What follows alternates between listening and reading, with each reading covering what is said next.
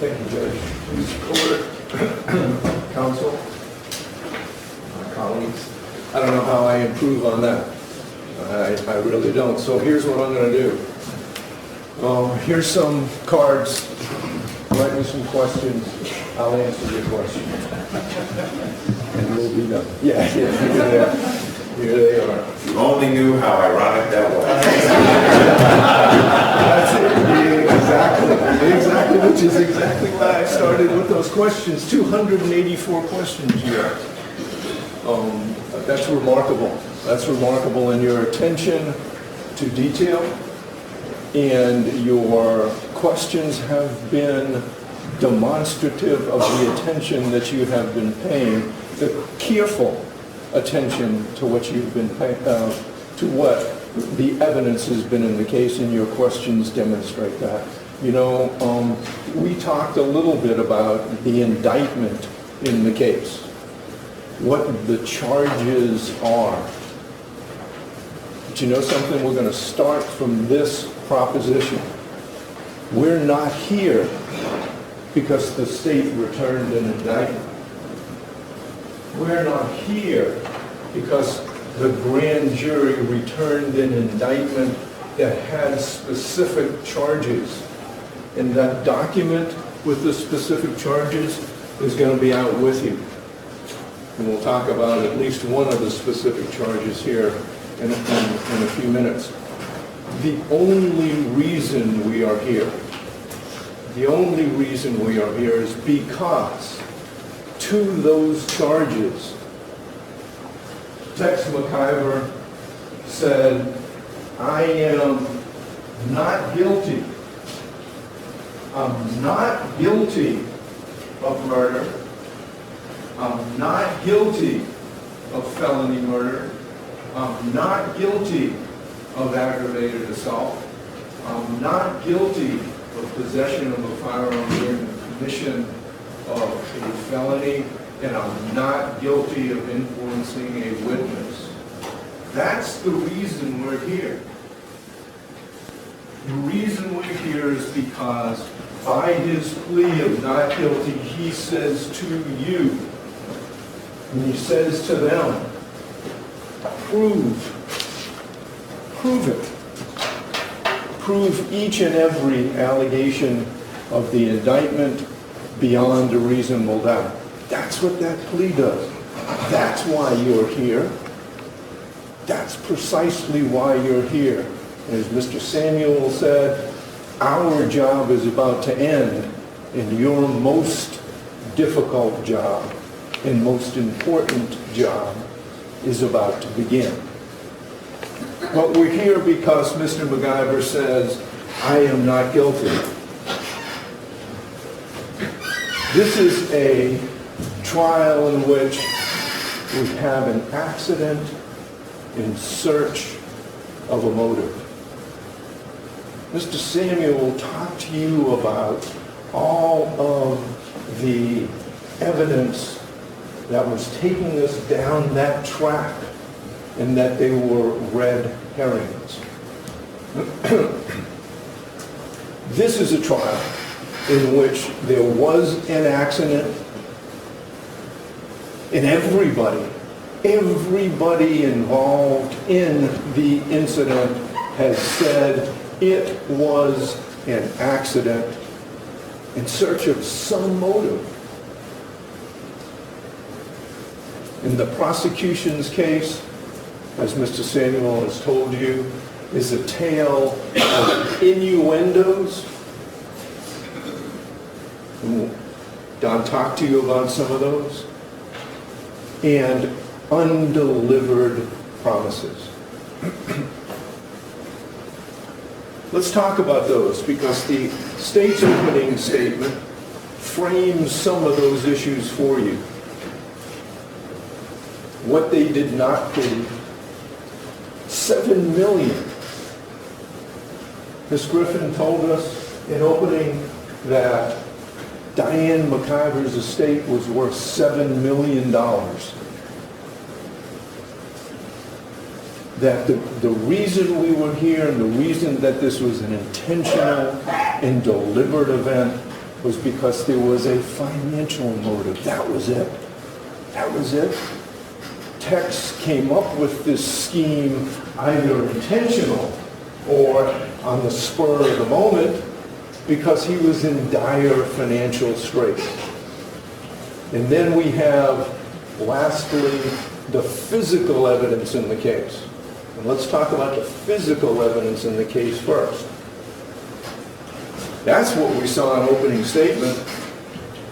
We saw Miss Griffin with a gun, and her arm extended with a gun pointed, and at the back of Diane MacGyver. And that's how this deliberate, intentional act occurred. Indeed, you heard on Ms. Conway's opening argument that Tex MacGyver had the gun aimed at Diane's back. Aimed at Diane's back. Where did that come from? We know that at the moment the weapon was fired, where it was pointed, but we don't know, and nobody has established, and the state certainly hasn't established, that it was aimed. Have they? Okay, write those questions. Have they established it? No, I don't think they have. I don't think they have. Let's talk about the physical evidence. The defense expert, Ross Gardner, who wrote the book, who taught and teaches other officers, who wrote multiple books, who's been doing this for years and years and years, holding the gun upright, he said, was not possible because of spatial limitations. You had the opportunity to get in the vehicle yesterday and physically feel what it felt like to be in the back of that vehicle where the dowel was placed. You had that opportunity and could feel that and understand that with a person of Don and Tex's physical attributes. I don't know if they're attributes. Physical limitations, physical size. So he testified that given the spatial limitations, and why that's important, well, I'll show you in a minute. It's not possible to hold the gun upright given the spatial limitations.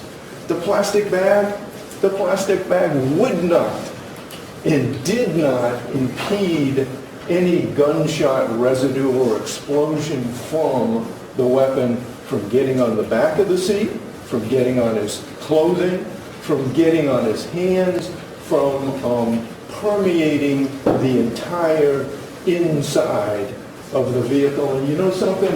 Tex was so smart and so subtle and so sophisticated in this either planned or spontaneous event that he had this plastic bag that wouldn't impede anything. And then he says, yes, it was me. If it was him, what's the purpose of the plastic bag? Again, Mr. Samuel covered that. I'm not going to spend much time on that. But our experts, nobody is saying that gunshot residue is not coming out of that plastic bag. I mean, seriously. The gunshot residue pattern was visible on the entrance, on the back of the seat, and on the plastic grocery bag.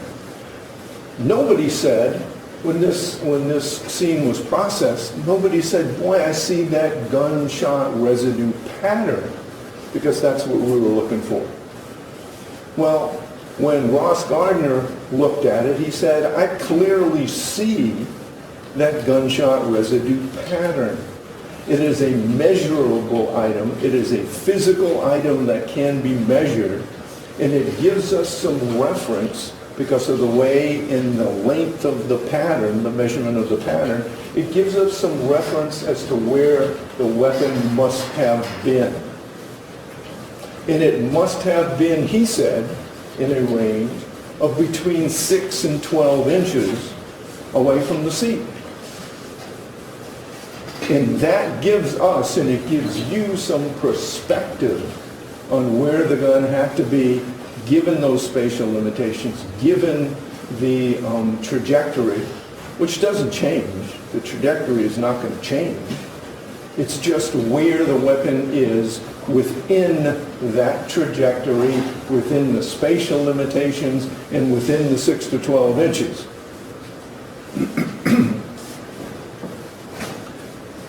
Just mentioned that.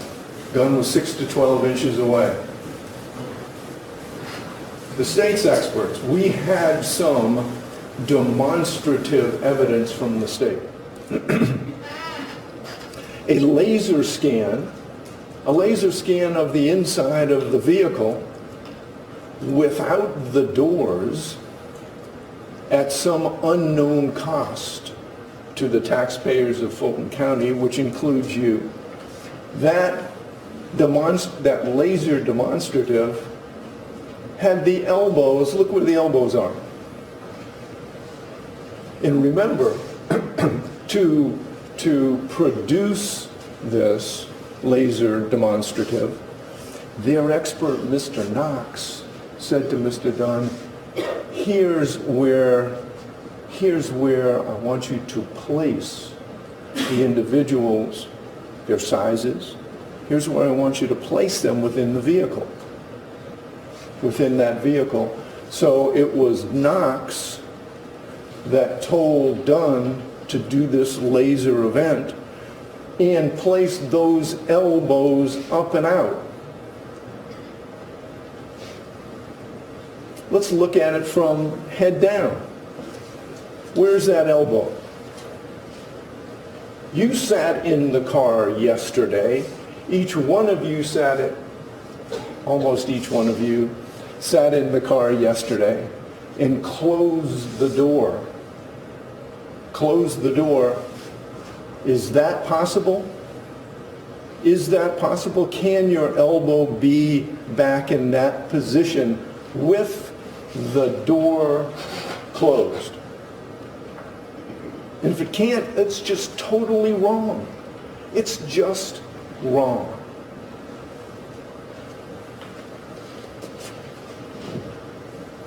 Mr. Knox also demonstrated to you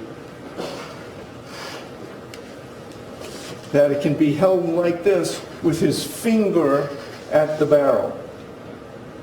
Remember we talked about these pictures? He talked to you about those pictures. Mr. Gardner talked to you about those pictures. Look where his finger is. Look where his finger is there.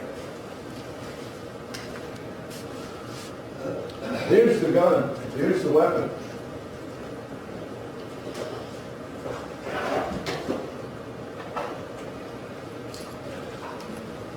Here's the weapon. You're going to have it. You're going to have it out with you. I believe that the court will allow you to take this out, pick it up, pull the trigger. You'll be able to handle this, pull the trigger, pull the hammer back, and convince yourselves as to whether or not the barrel is at the same place as the trigger. If you look at it, it's 2 or 2.5 inches. The trigger is at least 2 to 2.5 inches below the barrel. Easily measured, easily demonstrated that you can't have the trajectory like that with your finger because the trigger is 2.5 inches below.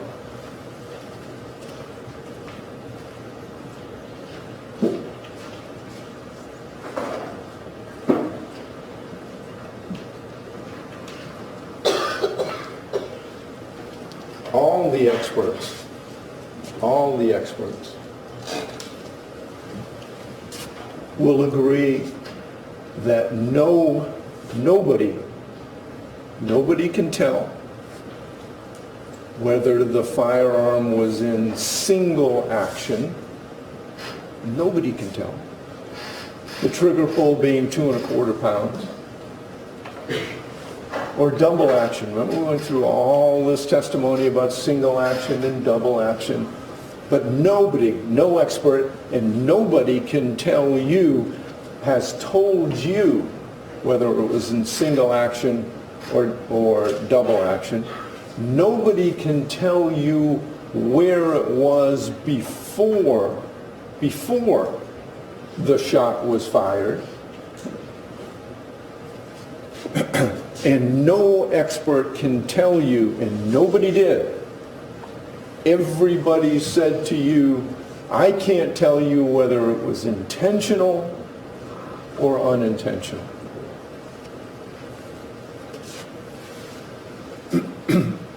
We know that the gunshot residue was not preserved nor tested. And Mr. Gardner said by the appearance of the flecks in the residue and the pattern on the back of the seat, that it included parts of the bags. But then again, so what? We know it was fired. We know who it was who fired it. And we know it was fired from inside the bag. Whether or not Mr. McIver's hand was on the inside or outside, does that make a difference? We know that he fired it. We know that it came, the projectile came from the inside out, and part of the bag was projected onto the back of the seat. We know that. We know that his clothes were not gathered or tested. We know that the trajectory, as I said before, doesn't change. It just informs the possibilities. And remember, when we talk about possibility, and when we talk about what no one can say, does that satisfy their burden of proof? Remember, they have to prove their case beyond a reasonable doubt. Not only do they have to prove each and every element, but when we get to accident, the judge is going to tell you that it's the state's burden to prove beyond a reasonable doubt that it wasn't an accident.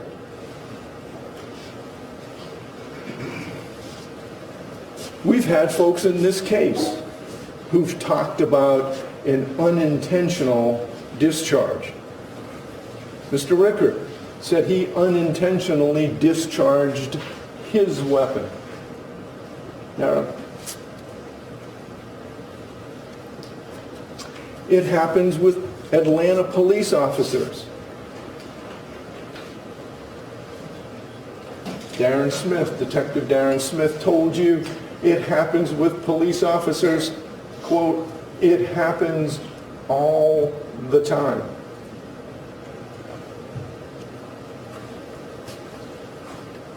You saw an expert from the Georgia Bureau of Investigation. He is their gun guy. He is their expert. He is the person who explained to you the workings of the firearm in this case, the Smith & Wesson .38. It's not an accident in terms of non-human discharge. We have never claimed and are not claiming now that the gun was dropped, that it was sitting on the seat, that something happened and it just discharged. Nobody disagrees that the gun was functioning. It was not a malfunctioning weapon. So we're not talking about non-human discharge. It's an accident because it was unintentional. Not because the gun discharged by some phantom method. Yes, somebody had to pull a trigger, but remember the expert? Remember the expert from the crime lab? Remember him demonstrating the weapon and pulling the trigger when he testified right here? If a gun is in single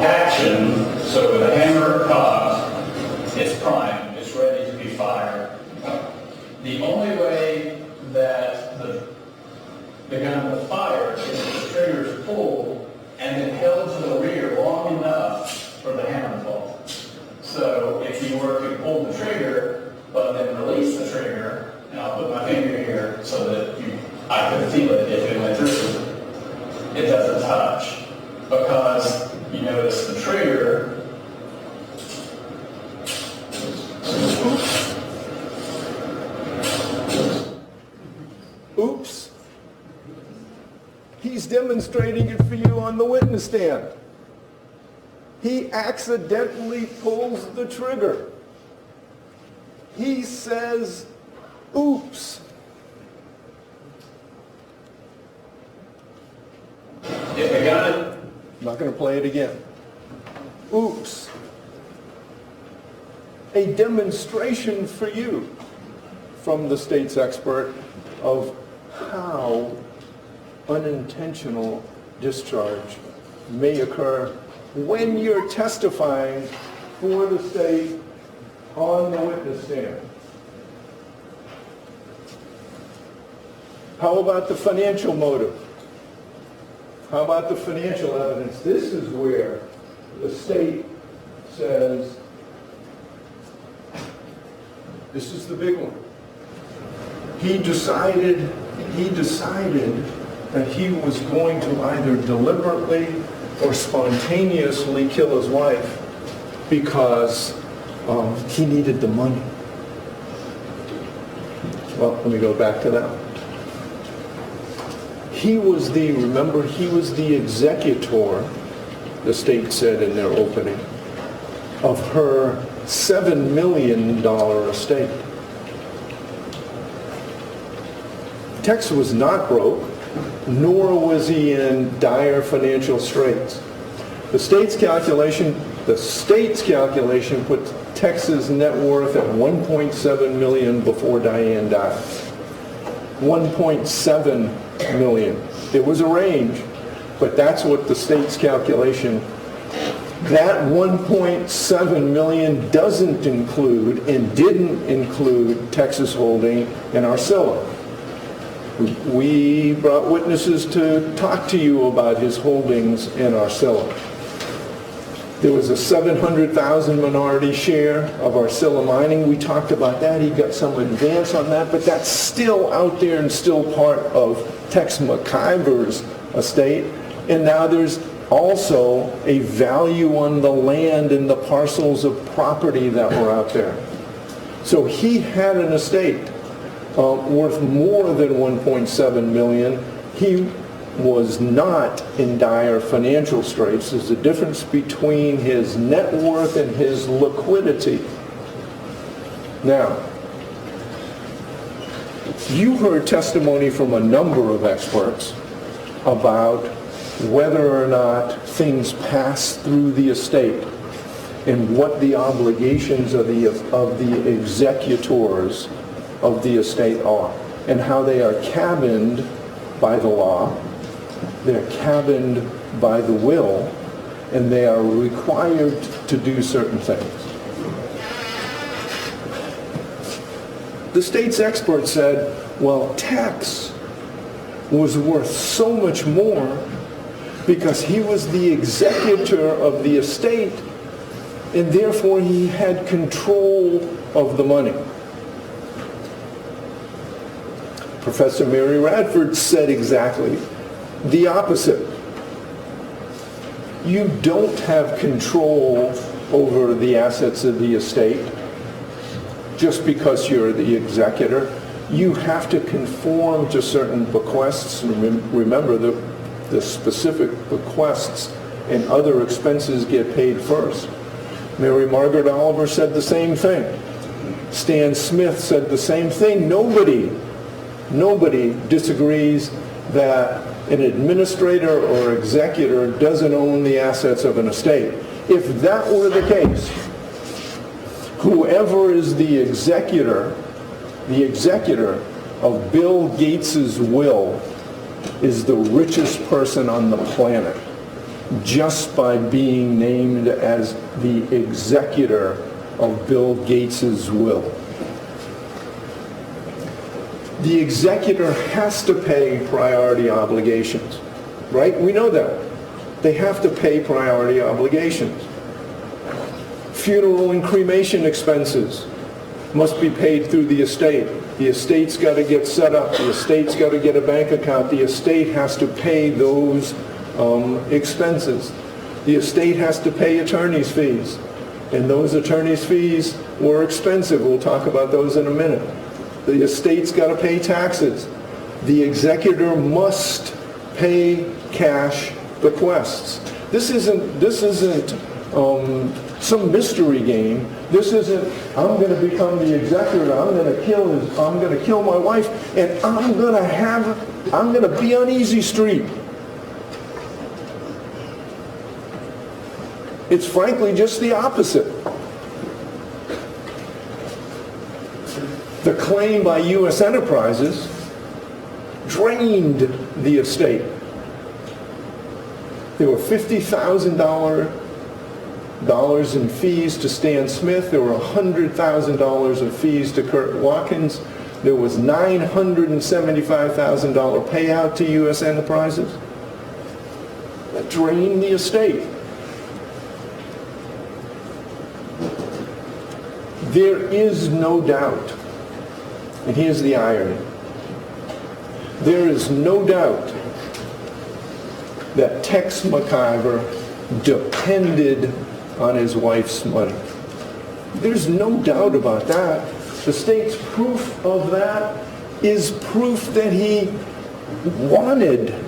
needed financially to keep his wife alive. It would have been financially detrimental to him to concoct a plan to deliberately take the life of his wife. Tex needed the cash flow expenses. Diane McIver provided thousands of dollars to Tex every year. Every year. I think and you'll recall what the evidence was in this case, but in 2013, Tex got $180,000.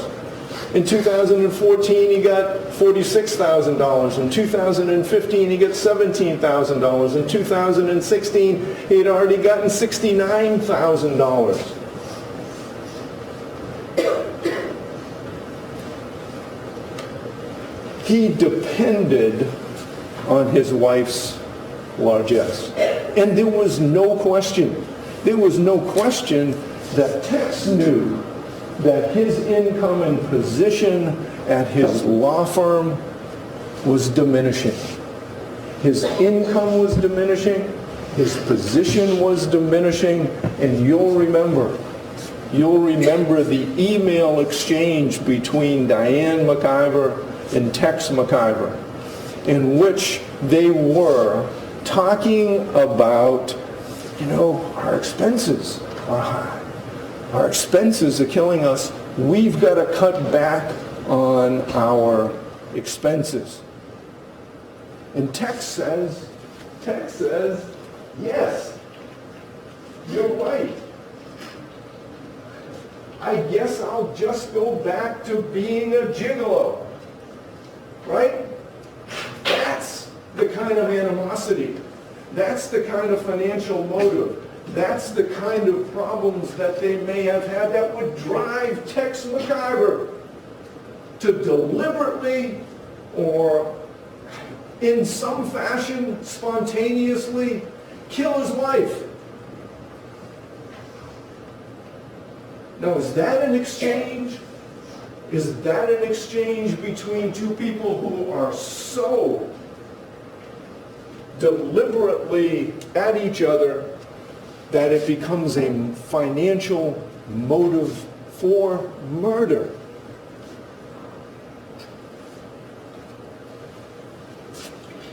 What happened? What happened? I'm not going to go through everything, but we do know that the three people that were in the vehicle all said it was an accident.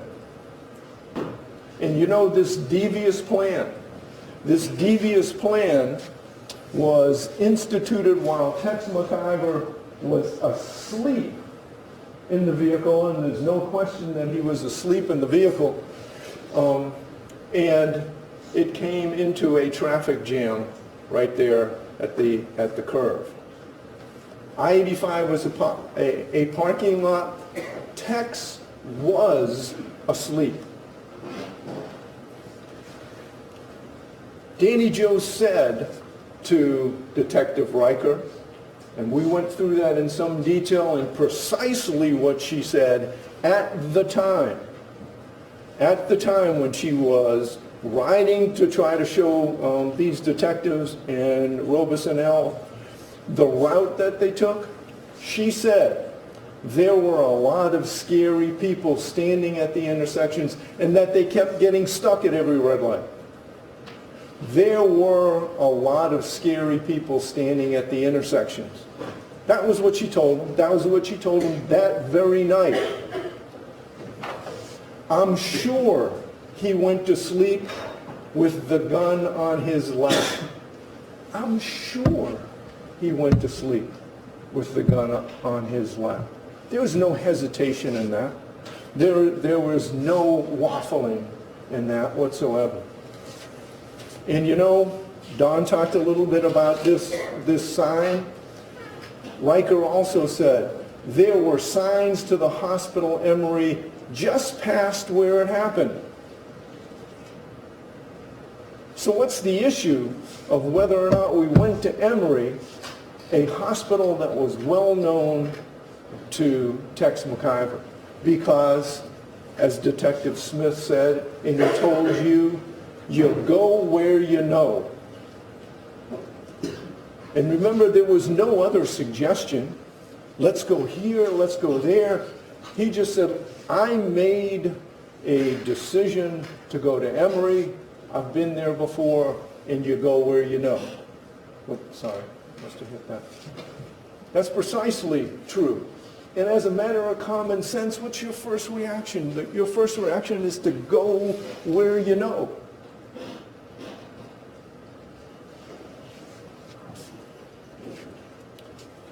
There doesn't get any more definitive statement about what happened than what Miss Carter told the officers, the first two officers, and then Detective Smith about what happened that night. It was a horrible accident. He specifically, and I walked him through this if you'll remember, at the end of his interview with Miss Carter, he said, is there anything else? Is there anything else you haven't told me? Because I'm going to go back and talk to the folks at the hospital. Is there anything else you want to tell me about this event? Right now, tell me. And she said, I was as clear as I possibly could be. It was an accident. It was a horrible accident. They had the most wonderful relationship I've ever seen. We were jealous of the relationship. There was never, she said, any animosity between them. So we just had a wonderful weekend. We just ate a nice dinner. We just rode in which Tex was asleep. We don't know we're getting off at Edgewood.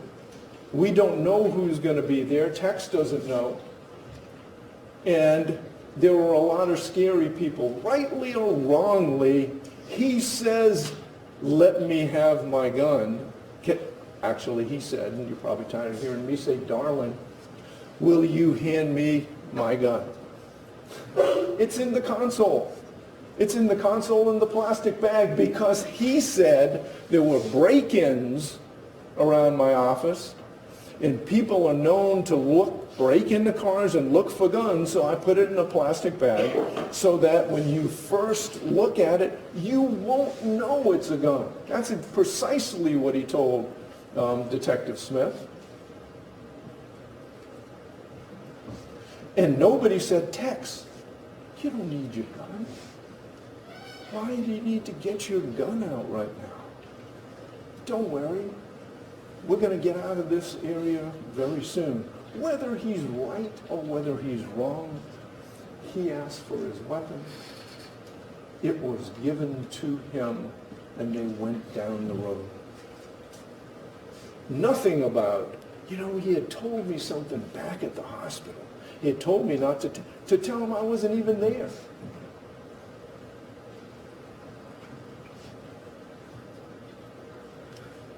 And you know, regardless of what the state might think of Detective Smith, he's an experienced homicide investigator, and he says the first statement is the most accurate.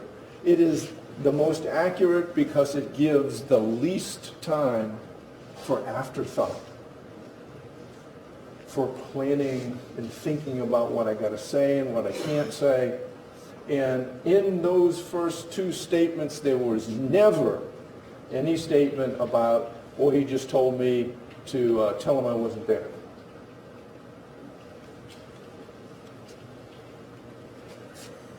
An unintentional discharge is the same for purposes of the criminal law as an accident.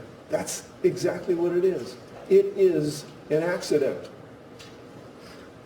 If the state fails to prove beyond a reasonable doubt that it was not an unintentional discharge, your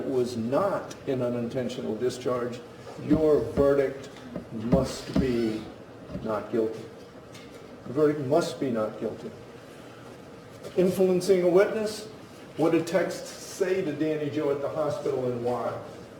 Was he misleading her? Don talked to you about that. Listen to what the charge actually says. Did unlawfully and knowingly engage in misleading conduct towards Patricia Diane Carter by instructing said Patricia Carter, Diane Carter, to tell law enforcement officers that she was not present when he shot Landa Diane McIver. By instructing her, not you could say, but you must say, I'm instructing you to do that. I'm forcing you to do that. What was the response? I can't lie. Tex says, I'm not asking you to lie. And that was the end of it. Never to be heard of until 5 or 6 months later, when all of a sudden it comes back up. What she did say, Ms. Carter, was that he hated for me to be drug into this mess. Because otherwise, you know, what happens? Two people in the car, she shoots herself through the back, somebody else is in the car and shoots her through the back. That was never going to be the position. It couldn't be. There was no way it could be. So this count 5, the way it's indicted, he was not misleading her. He did not ask or instruct her to lie. That case, that count, I think is an easy count for you.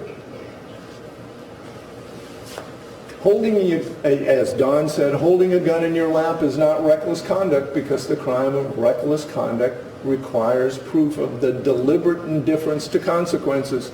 The deliberate indifference to consequences, how did this happen? We've got two people who say that Danny Jo said, Diane said, Tex, wake up at 14th Street, where they were stopped. Was it a deliberate indifference to consequences?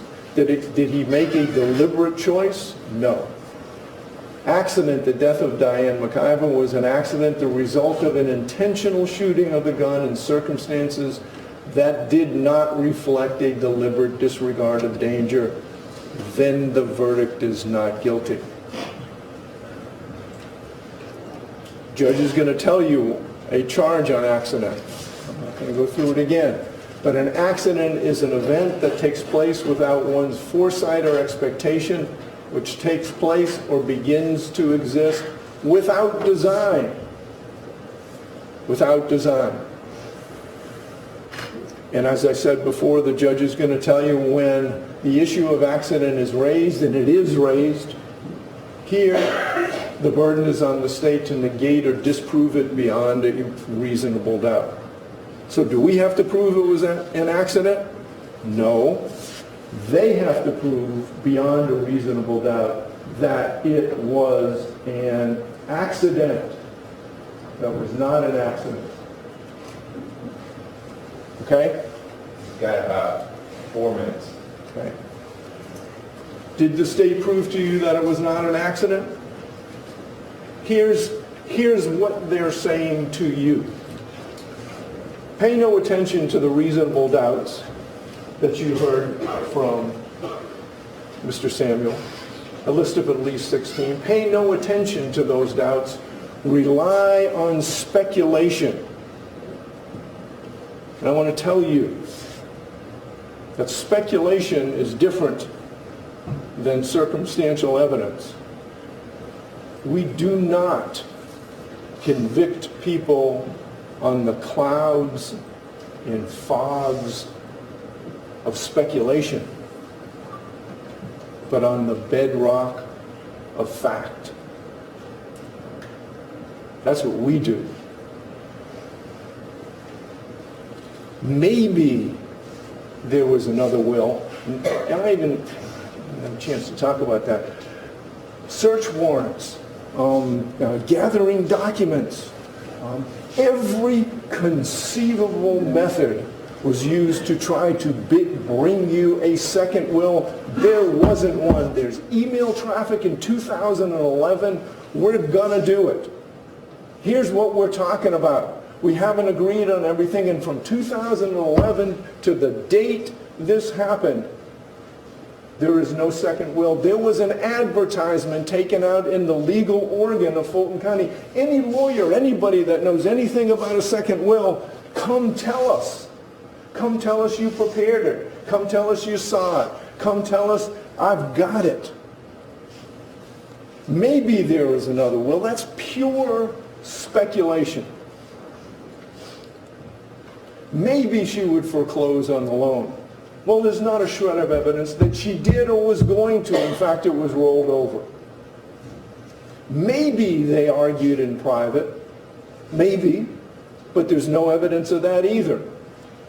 Maybe he had another woman in his life, and we heard about all the speculation.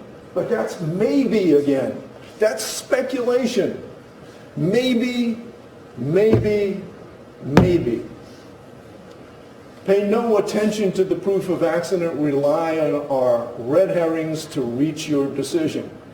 That's what the state's case has been in this case. Nothing more than the maybes.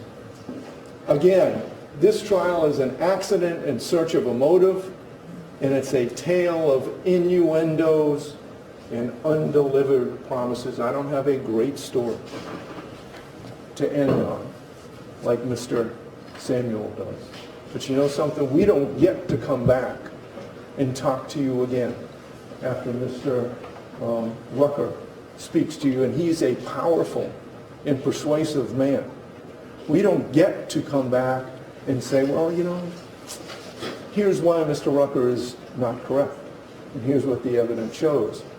Each of you has the ability to say, well, let's examine what everybody has said here. Let's examine what the evidence is in this case, and each of you has the right to make an independent decision and say, you know something, for me, the state just didn't prove their case. For me, I'm not going to rely on all the maybes.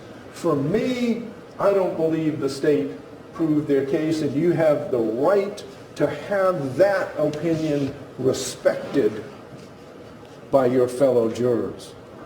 So when you go back to deliberate, we don't have a chance to come back and talk to you or get some questions answered.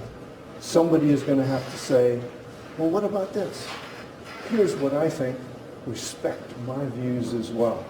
And when you do that, and you cut away all the maybes, and you cut away all the innuendos, and you cut away all the undelivered promises, your verdict should be not guilty as to all counts in this indictment. Thank you.